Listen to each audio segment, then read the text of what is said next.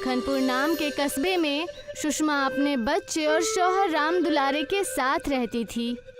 सुषमा का शौहर अपाहिज था, इस वजह से सुषमा ही घर की देखभाल किया करती थी। इसलिए सुषमा घर चलाने के लिए अपने भतीजे करण के साथ जलेबी की दुकान चलाया करती थी। करण झगड़ालू और बेईमान किस्म का इंसान था। हमेशा लोगों से झगड़ा और हमेशा गुस्से में रहता था। उसे अपने मामा की सारी जमीन और जायदाद हड़पनी थी। बेटा करण, जाकर दुकान खोल दो, मैं दूसरे कामों में व्यस्त हूँ। मैं कोई काम नहीं करने वाला।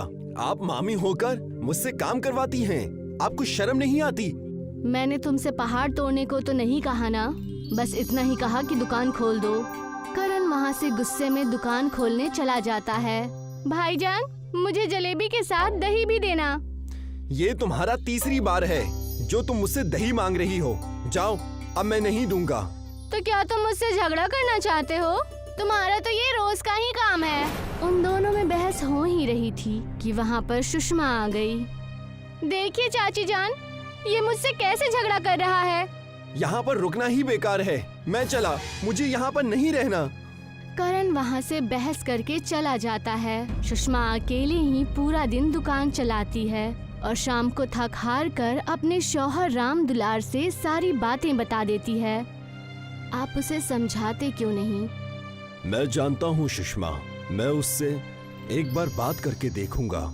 जी करिए, और जल्दी करिए। दिन पर दिन उसका भविष्य खराब ही होता जा रहा है। राम दुलार करण को आवाज लगाकर बुला ही रहा होता है कि करण आधी रात को अपने दोस्तों के साथ आवारागर्दी करने चला जाता है। मैंने अपने हिस्से का खाना खा लिया है। मैं अपने दोस्तों के साथ रात भर पार्टी करने जा रहा हूँ। सुबह तक आऊंगा, वरना कल शाम तक, इसलिए मेरी फिक्र मत करना। देखा आपने, आज भी दुकान मैंने ही खोला और कल भी मुझे ही खोलना पड़ेगा। दूसरे दिन करण आधी रात को घर आया और अपने मामा राम दुलार के सारे कागजात लेकर अपने नाम करवाने के लिए। मामा जी, ये लीजिए, इस पर साइन कर दीजिए। मेरे कॉलेज का रिजल्ट है। अरे बेटा लाओ, मैं उस पर अभी अंगूठा लगा देता हूँ।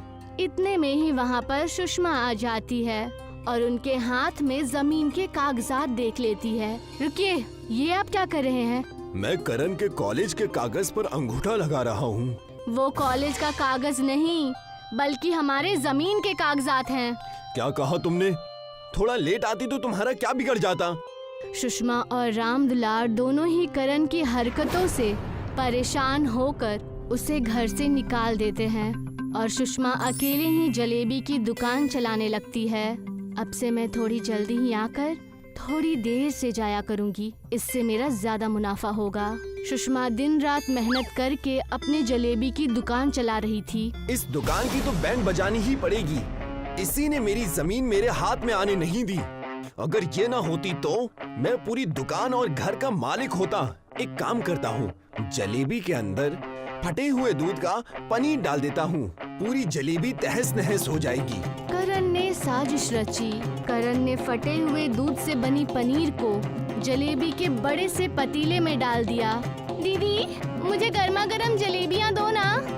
रुक जाओ, अभी गर्मा गर्म बना कर दे रही हूँ। सुषमा अनजाने में ही वो पनीर मिलाई हुई जलेबी बनाकर दे देती है, जो कि लाल के बजाय पूरी सफेद थी। ये क्या मजाक किया आपने? मैंने आपसे गर्मा गर्म जलेबियाँ मांगी थी और आप मुझे ये मीठा पनीर खिला रही हैं। ये तो बस जलेबी के आकार का है, जलेबी थोड़ी ना है। ये कैसे हो सकता है? लगता है कुछ तो गड़बड़ है। उस औरत को दुकान से दूर जाता देख करण बेहद खुश हुआ। लगता है वो पुलिस को बुलाने जा रही है। अब इन्हें समझ में आएगा कि करण से पंगा लेने का अंजाम क्या होता है। तभी वहाँ पर राम दुलार अपने बचपन के दोस्तों के साथ आ गया।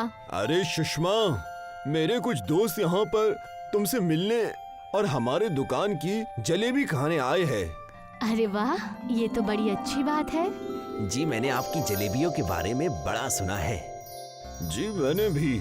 हम पूरे 400 किलोमीटर दूर से रामू से मिलने आए हैं। सुषमा को जलेबी में पनीर डालने वाली बात पता थी, लेकिन मेहमानों की जिद और उत्सुकता की वजह से सुषमा ने उन्हें गर्मा गर्म पनीर की जलेबियां बनाकर दे दी। आपके यहाँ की जलेबी कुछ अलग नजर आ रही है। लगता है आज सुषमा ने नए तरीके से बनाई है। ये दिखने में जरूर सफेद है, लेकिन बहुत मजेदार है। और उनके जलेबी खाने से पहले ही वहाँ करण आ गया। हाँ हाँ, खाओ खाओ। इनकी जलेबी की वजह से कई ग्राहक भाग चुके हैं और अब तो आप सब भी भाग जाएंगे। जी, ये मेरा भांजा है, हमेशा बहकी बहकी बातें करता है। आप सब जलेबी खाइए। जैसे ही राम दुलार के बचपन के दोस्तों ने जलेबी खाई, वो पनीर मिलाई हुई जलेबी वो लोग खाकर दंग रह गए और कहने लगे, वाह भाभी वाह, क्या जलेबी बनाई है। जलेबी कम रसमलाई ज्यादा लग रही है। वाकई ये चीज बहुत शानदार है। आज से आप अपनी दुकान का नाम बदलकर पनीर जलेबी कर दीजिए और देखिए बड़ा फायदा होगा। क्या सच? मुझे नहीं पता कि ये सब कैसे हुआ। क्या कहा आपने?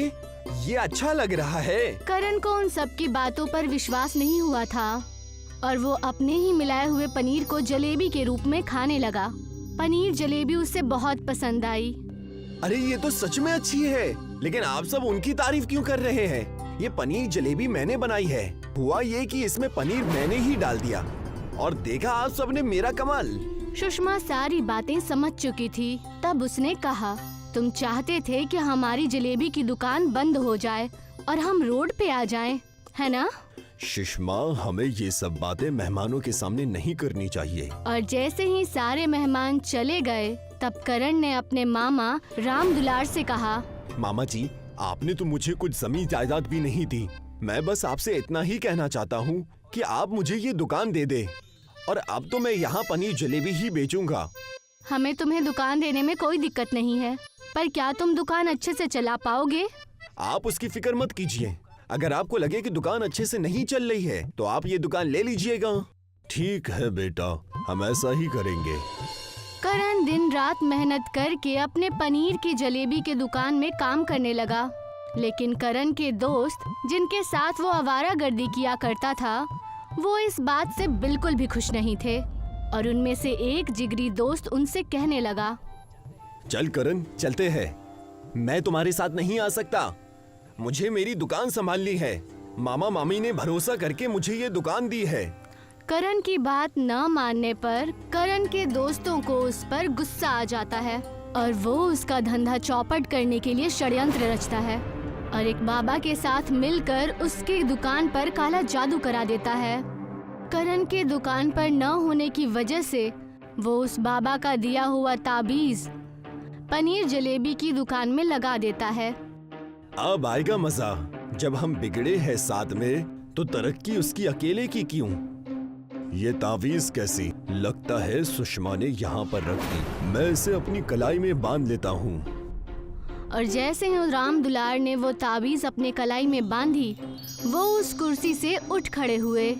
यानी उस काले जादू की वजह से वो बिल्कुल तंदुरुस्त हो गए और वो फिर से चलने लगे। ये क्या? मैं चल रहा हूँ, मेरे पैर ठीक हो गए। ये तावीज तो कमाल की है। मालिक, तेरा हजारों बार शुक्र है। वहीं दूर खड़ा करण का दोस्त ये सब कुछ देख रहा था और वो देखकर वो दंग रह गया और उसके बाद वो उस बाबा के पास गया। तब बाबा ने उससे कहा, तुमने ये सोच भी कैसे लिया?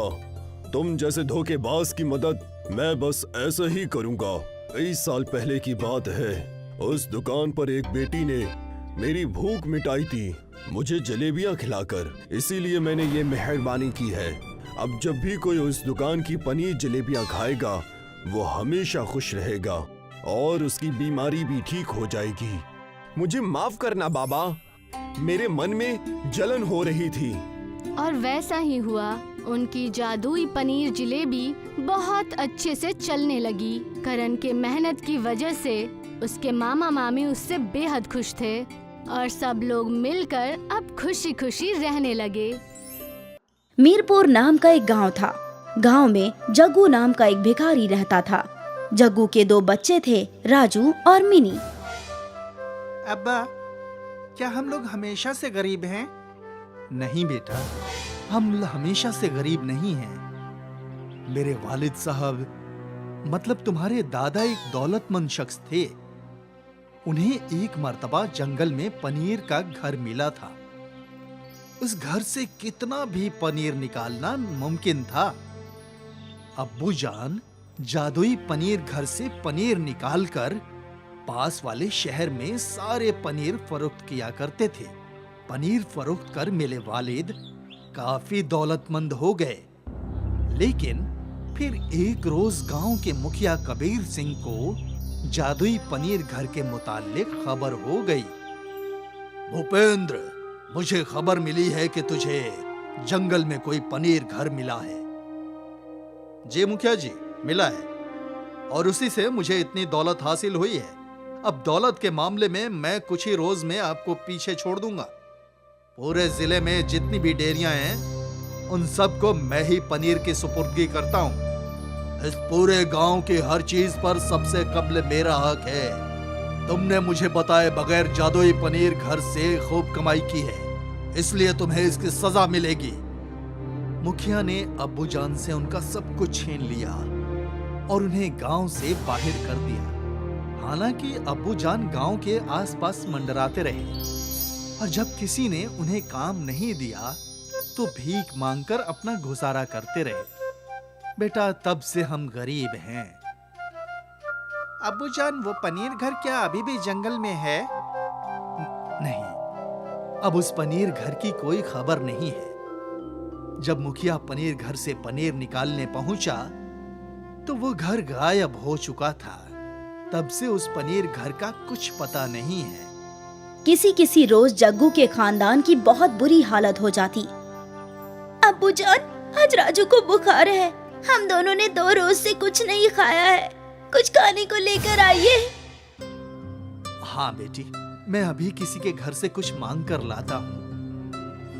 उस रोज जग्गू गांव के घर घर घूमता रहा, लेकिन किसी ने उसे कुछ नहीं दिया। जग्गू जब मुखिया के घर पहुंचा तो उसे घर के अंदर से गर्मा गर्म पराठों की खुशबू आ रही थी। मुखिया जी, दरवाजा खोलिए, मैं जग्गू। मेरे बच्चे बीमार और भूखे हैं, उन्हें कुछ खाने के लिए दे दीजिए। जग्गू, तो फिर से यहाँ चला आया? दफा हो जा यहाँ से, वरना अभी अपने मुलाजिमों से कहकर तुझे गांव से बाहर निकलवा दूंगा। तुझे गांव में रहने दे रहा हूँ, इसे ही मेहरबानी समझ। इससे कब्ल की मुखिया अपने मुलाजमों को भेजता जग्गू सड़क पर एक कोने में छिप गया। कुछ देर बाद मुखिया घर में ताला लगाकर अपने मुलाजिमों के साथ कहीं चला गया। जग्गू ने सोचा कि वो अपने बच्चों की खातिर खाना चुराएगा। दीवार से कूदकर जग्गू मुखिया के घर में दाखिल हो गया। उसने 5-6 पराठे चुराए और भाग निकला। उस रोज जग्गू के खानदान का पराठों से पेट भरा। भरी दोपहरी में जब पूरे गांव में सन्नाटा था और जग्गू और उसके बच्चे सो रहे थे तो एकाएक किसी ने जग्गू के घर का दरवाजा तोड़ दिया। जग्गू और उसके बच्चे खौफ के मारे कांप गए। दरवाजे पर मुखिया और उसके मुलाजिम डंडे लेकर खड़े थे। जग्गू, तेरी इतनी हिम्मत बढ़ गई है कि तूने मेरे घर में घुसकर चोरी की। सीसीटीवी कैमरे में मैं तेरी सारी हरकतें देखकर आ रहा हूं। मुलाजिमों, जग्गू की जमकर पिटाई करो और इन तीनों को गांव से बाहर फेंक दो। ऐसा कहकर मुखिया वहां से चला गया। मुखिया के दोनों मुलाजिम जग्गू को बुरी तरह लाठियों से पीटने लगे। राजू और मिनी अपने वालिद को इस तरह पिटते हुए देख न पाए। दोनों ने अपनी अपनी गुलेल उठाई और मुखिया के मुलाजिमों के सीधे सिर पर गुलेल से पत्थर मारा। दोनों आदमी अपना अपना माथा पकड़कर बैठ गए। अरे मार डाला रे! अबू जान, जल्दी भागिए! तीनों लोग घर छोड़कर जंगल की जानिब भागे। मुखिया के दोनों मुलाजिम उनके पीछे पीछे भागे। जग्गू कहां तक भागेगा? तुझे और तेरे बच्चों को मैं नहीं छोड़ूंगा। मुखिया के दोनों मुलाजिम जख्मी शेरों की मानिंद जग्गू पर और उसके बच्चों के पीछे भाग रहे थे। ये हम किस आफत में फंस गए अब्बा, अब क्या करें? जग्गू को लग रहा था कि वो और उसके बच्चे अब नहीं बच पाएंगे। तभी यकाएक जग्गू और उसके बच्चों को पनीर का घर नजर आया। तीनों लोग पनीर के घर में दाखिल हो गए। इससे कब्ल की मुखिया के मुलाजिम पनीर घर तक पहुंचते पनीर घर गायब हो गया। पनीर घर में तुम लोगों का खुशामदीद। इस जादुई घर से तुम जितना चाहो उतना पनीर निकाल सकते हो। क्या तुम वही पनीर घर हो जो मेरे वालिद साहब को मिले थे? हाँ, मैं वही हूँ। मैंने तुम्हारे वालिद को मना किया था मेरे जरिए कमाई गई दौलत का दिखावा न करना। अगर मेरे मुतालिक किसी को कुछ मालूम हो गया तो मैं गायब हो जाऊंगा। लेकिन तुम्हारे वालिद माने नहीं और आखिरकार मुखिया को मेरे मुतालिक खबर हो गई और तब मुझे गायब होना पड़ा। तुम वही गलती ना करना जो तुम्हारे वालिद ने की थी। नहीं, मैं ऐसी गलती हरगिज नहीं करूंगा और तुम्हारे मुतालिक किसी को नहीं बताऊंगा। लेकिन अगर फिर भी मेरे बताए बगैर किसी को तुम्हारे मुतालिक इल्म हो गया तो क्या होगा? तुम इसकी फिक्र ना करो, वो सब मैं संभाल लूंगा।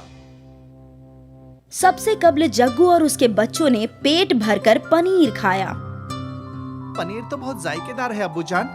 मालूम होता है जैसे वनीला फ्लेवर की आइसक्रीम दूध में डालकर खा रहे हैं। बच्चों, हम कल से पनीर फरोख्त करने जाएंगे, लेकिन हम अंधाधुंध कमाई नहीं करेंगे। हम उतना ही फरोख्त करेंगे जितने की हमें जरूरत होगी। उधर मुखिया गुस्से से पागल हो रहा था। तुम दोनों ने मेरा नाम मिट्टी में मिला दिया। दोनों खुद को जख्मी कराकर चले आए और कह रहे हो कि वो तीनों यकायक जंगल में गायब हो गए। अब मुझे रंगा और मुन्ना को भेजना पड़ेगा। मुखिया ने अपने मुलाजिमों को जंगल के बाहर चौकीदारी पर लगा दिया।